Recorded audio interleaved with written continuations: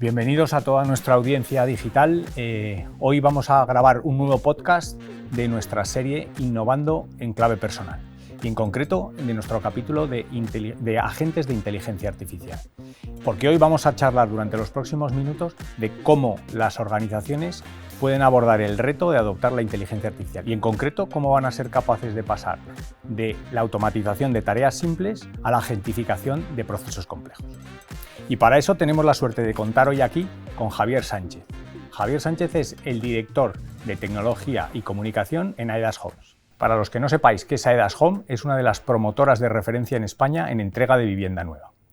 Y digo que tenemos la ventaja de contar con Javier porque Javier lleva más de 20 años trabajando en sectores tradicionales en el entorno de la tecnología, la innovación y el marketing. Y en los últimos 10 años dedicado exclusiva a la inmobiliaria. Bienvenido, Javier, y muchas gracias por estar aquí. Bueno, gracias a vosotros por la oportunidad, es un placer. Un placer, seguro, para nosotros también. Pero bueno, también he pedido la colaboración de Silvia Moreno, que es directora de ventas en Salesforce y que tiene también una dilatada experiencia en ayudar a las compañías a transformarse digitalmente. Y además lo ha hecho en sectores muy variados. Buenos días, Silvia. Buenos días, encantada de estar aquí con todos y con la audiencia digital que tenemos hoy. Pues gracias. Bueno, pues vamos sin más dilación a saltar a este interesante podcast y a lo que hablábamos que vamos a tratar hoy aquí. Y aprovechando que tenemos aquí a Javier, pues yo lo primero que me gustaría, Javier, es que compartieras con nuestra audiencia es cuál ha sido tu experiencia en cuanto a los retos que presentan o que tienen que solventar las organizaciones cuando adoptan la inteligencia artificial. Bueno, pues la verdad es que los retos son varios. Voy a intentar sintetizarlos por lo menos en tres, ¿no? Decía Elon Musk que hace no tanto que esto de la IA era como un tsunami que se desplazaba a la velocidad del sonido, ¿no? Lo cual es una imagen bastante impactante bueno, hay que tener cuidado con esto.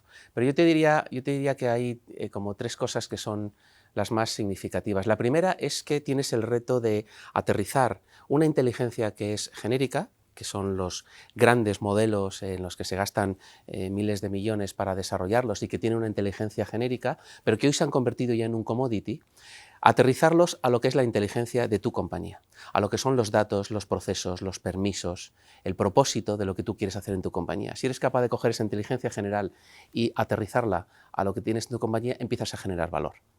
Lo segundo te diría que es cómo elegir los primeros casos de uso, por dónde empezar, porque muchas veces no es fácil y a veces hay parálisis porque dices, es que no sé por dónde empezar. Y aquí lo mejor es plantearse que la tecnología no tiene que estar en búsqueda de un problema. Es al contrario, primero empiezas por los puntos de dolor, ves qué es lo que realmente afecta a la gente y a partir de ahí ves, oye, qué procesos tienen un volumen grande, cuáles son repetibles, cuáles quieres hacer con un riesgo controlado y a partir de ahí empiezas a elegir los casos de uso correcto. Entonces te vas dando cuenta y te vas animando porque vas viendo pequeños éxitos que al final te permiten escalar, ¿no? Igual si empiezas por algo demasiado grande, igual es peor, ¿no?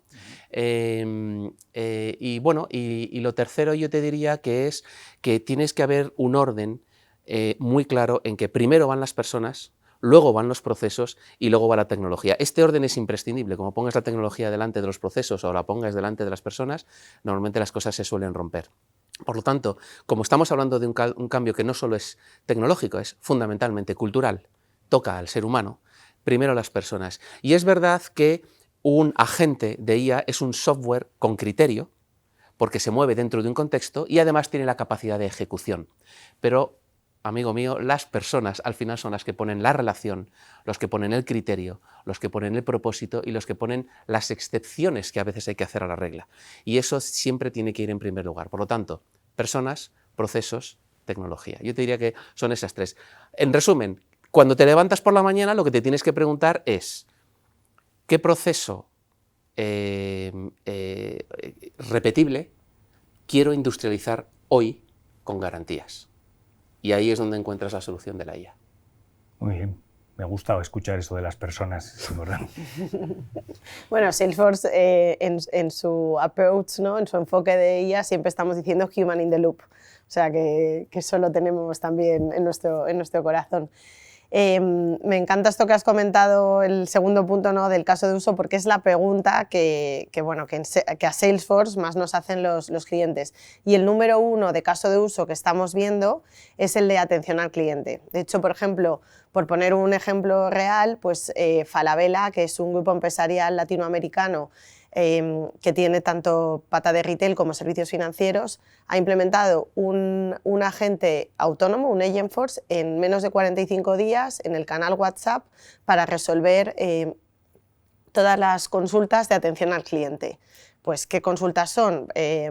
¿Dónde está mi pedido? ¿Quiero cambiar la dirección de entrega? ¿Quiero hacer una devolución? También preguntas frecuentes. ¿Y por qué esto está funcionando? Pues por lo que estabas diciendo tú, Javier. Al final son tareas que son fácilmente automatizables, repetitivas, que puedes resolver 24/7 en cualquier idioma también, y entonces, bueno, pues esto está haciendo que sea un éxito y están realmente encantados.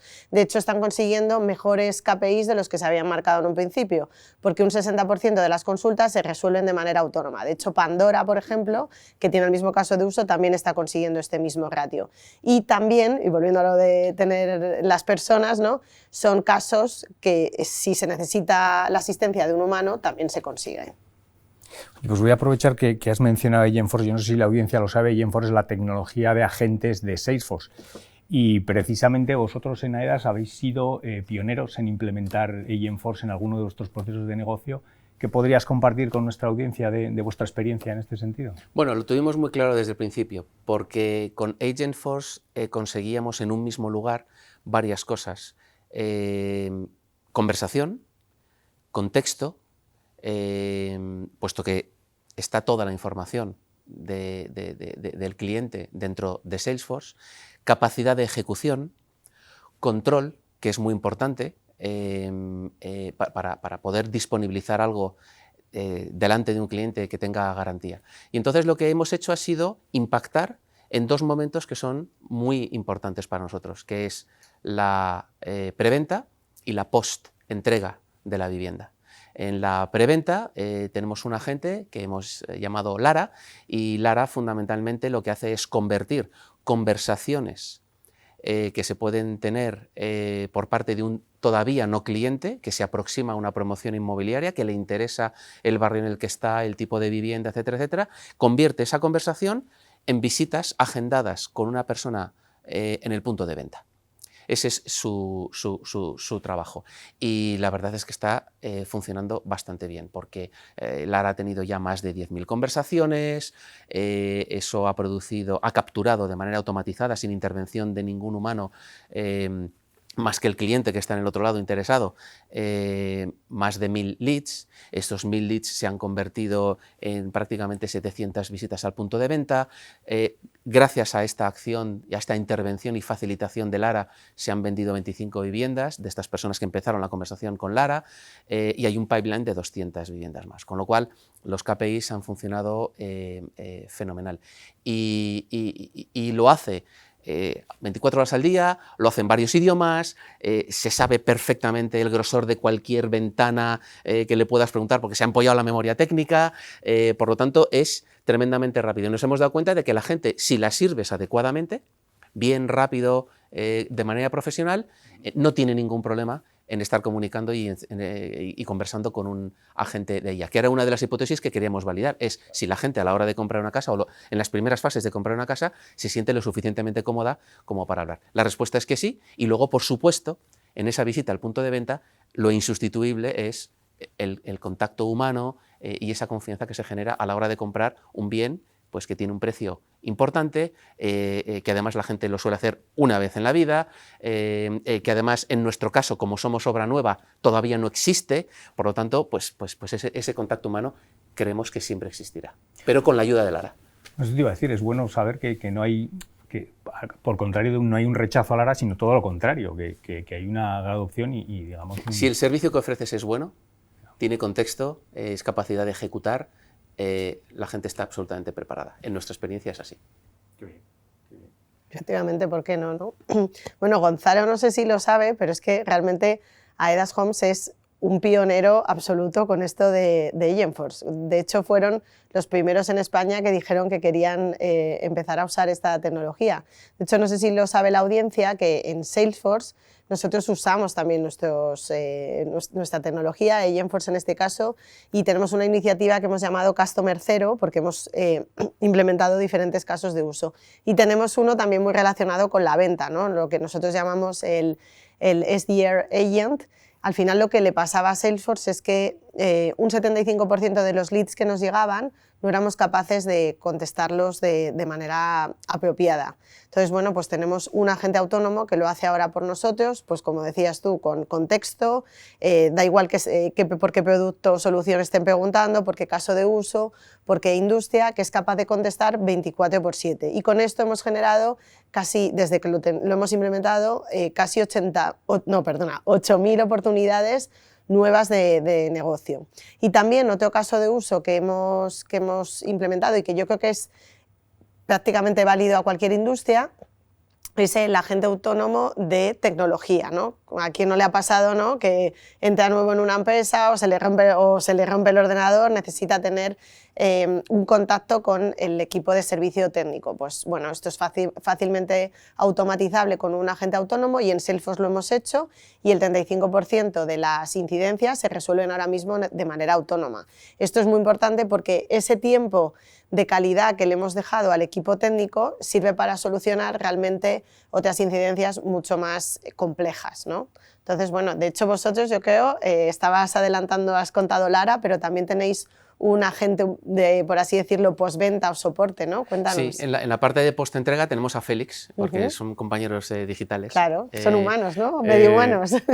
Bueno, Félix lo que hace es ayuda a los clientes en el momento en el que le entregamos la vivienda a saber utilizar la vivienda. Las viviendas ahora modernas pues tienen aerotermia, tienen suelo radiante refrescante en los termostatos, domótica. Claro, tienen digamos unas características y vienen con sus manuales y sus instrucciones, pero qué mejor que conversar, en vez de tener que estar mirando el PDF en el que, ¿sabes?, te dice cuáles son en España las no funcionalidades. tenemos por costumbre leernos manuales, ¿no? Entonces, Félix te ayuda a todo lo que es el uso de tu vivienda y, por supuesto, también, si existe alguna incidencia, te ayuda a decirte cuál es el camino para poner una incidencia, puesto que las viviendas, como todo, pues tienen unos periodos de garantía. Y la verdad es que el número de conversaciones que ha tenido pues va incrementando cada mes. Estamos ahora mismo por las 4.000 conversaciones, la gente la entiende muy rápido, no tienen que estar leyendo, descargándose la información. Hay un código QR en la vivienda que simplemente escaneándolo accedes directamente, tienes un link donde accedes directamente a toda la información y ahí está Félix esperándote. Y solamente hemos tenido un 0,45% de dislikes, es decir, de gente que no le ha servido, que está muy bien, ¿vale? Por lo tanto, estamos muy contentos porque reduce las llamadas al contact center, reduce el número de emails que se envían, reduce muchísima fricción. Y lo más importante, que lo has mencionado antes, Silvia, es que estas cosas son desarrollos de días.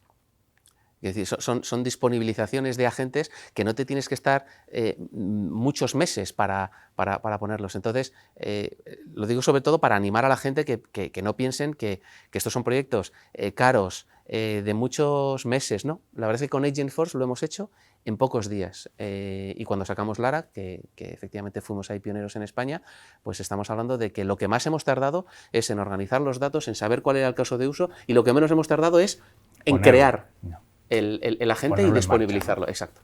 Y luego tienes que aprender, porque a veces tú piensas cuáles son las posibles preguntas que te va a hacer un cliente y luego te sorprenden. Y entonces dices, pues caramba, no soy capaz de responder a esto porque no tengo estos datos, y entonces es un evolutivo constante. No es un producto final que sacas y ya no lo tocas. Tienes que aprender y la gente te sorprende, para bien y a veces para mal, pero hay que aprender y hay que darle a Lara y a Félix el contexto adecuado para que puedan ser eficientes en su trabajo. Muy bien. De hecho, en algún momento nos tendrás que contar por qué Lara, por qué Félix, pero igual no es objeto de este podcast. Bueno, esto hasta la parte freemium. Vale. Muy bien, muy bien. Oye, por aquello, a mí se me ocurren miles de preguntas, pero por aquello de la brevedad que nos exigen las redes sociales, yo creo de cara a que nuestra audiencia, que seguro que está pensando en esto y que tiene miles de dudas, sí que me gustaría que se llevaran una serie de aprendizajes como más, ya sabes, como a los americanos les gustan los do's and don'ts. ¿Qué podrías contarle a nuestra audiencia de vuestra experiencia implementando agentes de inteligencia artificial? Lecciones aprendidas hay muchísimas. Esto no va de un iluminado en tecnología, esto es negocio. Y por lo tanto lo tiene que impulsar y tiene que ser responsable la gente de negocio, que son los que saben cuáles son sus puntos de dolor y sus mejoras y cuáles son los KPIs adecuados. Por lo tanto es un trabajo conjunto. Esto tiene que estar absolutamente validado e impulsado desde arriba. Para que vaya calando en la organización. Sin embargo, es desde abajo arriba de donde surgen esos casos de uso que la gente quiere solucionar. Es importante que la gente sepa que esto no es magia, que no es darle a un botón y ya está. No, hay que sudar la camiseta, hay que darle contexto, hay que tener los datos ordenados, hay que tener muy claro el propósito para que los agentes funcionen correctamente. ¿Qué más lecciones aprendidas? Te diría que el humano siempre en el centro, lo que hablábamos antes, ¿vale? La excepción, el propósito, eso siempre va a tener que estar el humano tomando determinadas decisiones, y esto no va de quitarse personal, esto va de empoderar, de tener humanos aumentados en la organización que son capaces de hacer muchas más cosas. El no tener miedo. Y que esto es un aprendizaje continuo. Es decir, un agente no es algo que se lanza, es algo que se opera. Y si tú quieres fiabilidad, si tú quieres repetitividad, si quieres garantía, poco riesgo, lo que tienes que hacer es operar a la gente. Y eso es un proceso evolutivo constante. Por lo tanto, si la persona del negocio, el business owner, está con el product owner, y los dos están constantemente en este evolutivo de enseñar a la gente, como la pareja de la Guardia Civil, que se complementan los dos, las cosas funcionan. Pero es importante el cambio de mindset, porque hasta ahora trabajábamos de una manera y ahora te conviertes realmente más en un entrenador, digamos, de un agente que es muy capaz, que no tiene la experiencia que tú tienes, no tiene el contexto, pero que cuando lo entrenas y le prestas cariño, como a un becario que te llega, ¿no? Oye, si le prestas tiempo y le dedicas tiempo, al final, como la parábola de los talentos, te devuelve, claro, multiplicado el valor. Claro. Y ese cambio, no todo el mundo lo coge a la misma velocidad. Por lo tanto, otro de los retos importantes o de las lecciones aprendidas es que una vez tienes a la gente y lo empiezas a operar, a veces te das cuenta de que necesitas que la gente lo utilice, que el 100% de la organización lo utilice, que no haya un rechazo. Pero bueno, que es un camino que todos tenemos que recorrer. Estoy convencido, que además seguro que muchos de las personas que están escuchándonos ya lo han empezado, ¿no? Entonces, te agradezco mucho tus consejos, que seguro que los vamos a aprovechar. A vosotros. Silvia, seguro que tú tienes algo que añadir ahí. La verdad que Javier ha resumido mucho de lo que hemos visto en Salesforce, tanto nosotros, como decía antes, como Customer Zero, como lo que estamos viendo en miles de clientes. Pero bueno, por resumir así en puntos, ¿no? Pues el primero es empezar pequeño pero rápido, con un caso de uso que tenga sentido, que es justo lo que hicisteis vosotros con Lara.